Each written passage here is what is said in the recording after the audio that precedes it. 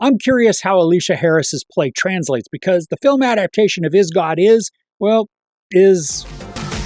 two sisters embark on an epic quest for revenge, confronting a charged family history that will push them to extraordinary lengths.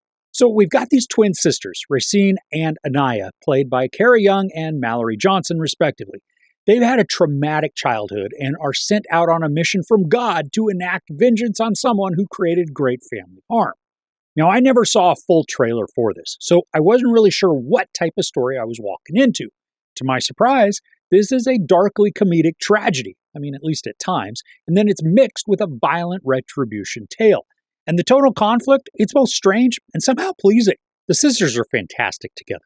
The film uses a unique method to showcase their twin speak, where they know what the other is thinking without having to verbalize it. But because this is a movie, we, as the audience, we do need to have these thoughts conveyed so that we know what the heck is going on. At no point during their silent conversations did I feel lost or confused. If anything, I laughed at some of the snarky timing that they displayed. Carrie Young is more of the intense sister. She's got this piercing look that will bore into your soul, but also one that overtly showcases contempt, exasperation, pure rage. I love how matter-of-factly Young creates Racine to be.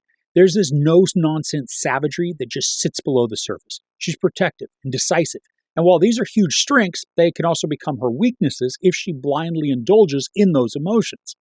Then on the other side of the spectrum, Mallori Johnson is more of the compassionate and quieter twin. She's not without strength and ferocity, but she certainly displays more sensitivity, even rationale, than her sister. And they balance each other well, creating a checks and balances equation, but one that doesn't mean that softness or kindness always prevails. In supporting roles, this features Vivica A. Fox, Janelle Monae, Mykelti Williamson, Xavier Mills, Justen Ross, Josiah Cross, Erika Alexander, and Sterling K. Brown. Now, each has relatively smaller roles than our two sister protagonists, but they also each create noteworthy performances that all have unique characteristics to make them memorable. Vivica A. Fox is almost unrecognizable just thanks to a lot of prosthetic makeup, but it can't hide her tough and vengeful spirit as the one who sends the girls on their violent journey. And although she doesn't have a ton of screen time, she still commands the scene so that her presence is felt throughout the remainder of the movie. Both Erika Alexander and Josiah Cross create some awkward and cringy humor. But not cringy as in terrible, just the circumstances are both sad and hilarious all at once. Their scene is not completely needed, as it really only serves as a stop along the quest, and then to give a tiny bit more insight into another character's quality. And thankfully, though, it's not a long sequence, and because it does add satirical humor, it's not wasted effort despite adding unnecessary time. Mykelti Williamson's performance, I thought it was strange, but in a good way. He's got this tragic backstory that complements the twins' background, but the role requires him to over-emote to get the feelings across, and he does it with the right combo of exuberance and restraint. And then there's Janelle Monae, Xavier Mills, and Justen Ross. They create a semblance of what could have been, creating some emotional, even moral conflict for the storytelling. And their introduction, it is a little rushed, especially with the two young men, but as the scenes progress, we do get a much better sense of their mindsets.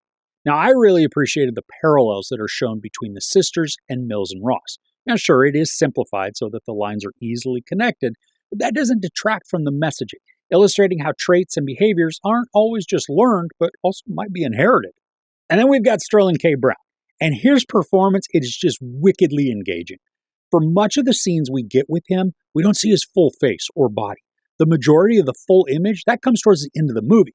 But the way that he's framed, showing close-ups of his mouth or maybe his feet, create this massive amount of dread and menace. He's formidable, even when we have limited knowledge of him.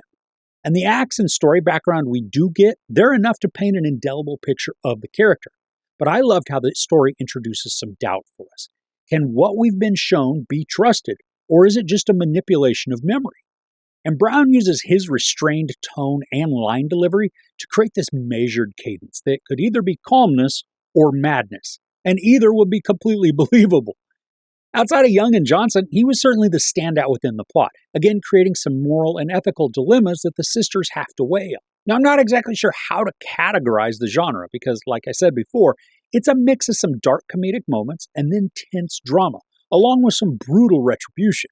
It's not a full-on action movie, but when the violence kicks in, the fight choreography becomes captivating and enveloping.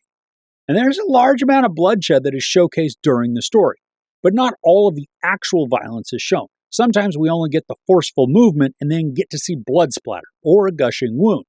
But some moments also do allow us to witness the gore in all its grisly goodness. This is also where the makeup, prosthetics, and effects departments shine. They create a lot of practical effects that bring about realistic-looking carnage and then convincing physical attributes. There's actually not a ton of violence. It's just when it happens, the movie doesn't disappoint and it delivers an overabundance of gore. The movie's not a long one. It's only an hour 39, but because of some unneeded sequences and segments that are more beauty shots than story progression, the runtime does drag in spots. I wasn't bored, but I did feel the need to check my watch to see how much longer was left. But that feeling, it did begin to subside once we get to the final act. There's still an unbalanced amount of storytelling at the start of Act 3, but as the plot moves towards the finale, the pacing and the tension escalate considerably. Overall, while Is God is an emotionally confusing genre to start out, the end result is a pleasing, if not simplified and straightforward, revenge tale with passionate characters and a healthy dose of viciousness. While the storytelling contains unnecessary detours and moments that either skimp on development or linger too long on trivial elements, Carey Young, Mallori Johnson, and Sterling K. Brown deliver excellent performances that you may not always like, but will certainly remember. I would have loved for the journey to be more complicated with additional moral quandaries and complex characters, but this is still enjoyable for a vicious voyage of vengeance. There's no sex or nudity, a lot of profanity, and then a bunch of violence. I give Is God Is 3.5 out of 5 couches. So what's a revenge flick that you love to watch? Bonus points if you don't say Kill Bill. Let me know in the comments below. If you enjoyed this review, please give it a like. Also, don't forget to share and subscribe. I'm Chris. This is Movies and Munchies. Thanks for couching.